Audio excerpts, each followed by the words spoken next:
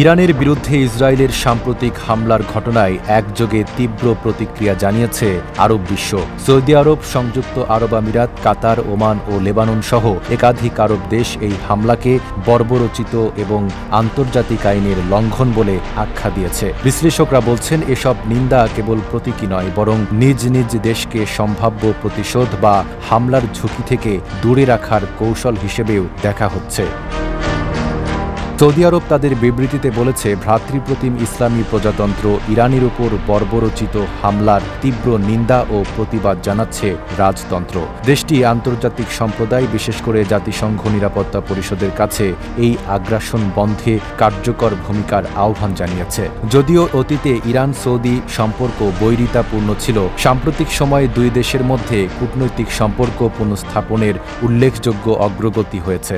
Shea butter ও vitamin E সমৃদ্ধ lily glam beauty soap. Lily, always beautiful.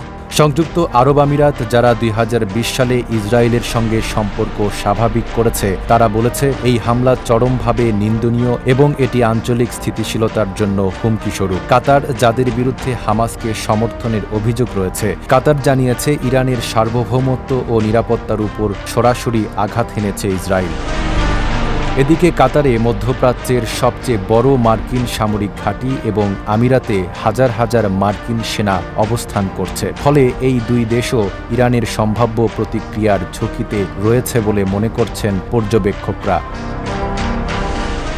Oman, যারা বর্তমানে যুক্তরাষ্ট্র ও ইরানের মধ্যে চলমান মধ্যস্থতায় গুরুত্বপূর্ণ ভূমিকা পালন করছে, এই হামলাকে চরম বেপরোয়া এবং সংবেদনশীল সময়ে কূটনৈতিক প্রচেষ্টার উপর আঘাত বলে উল্লেখ করেছে।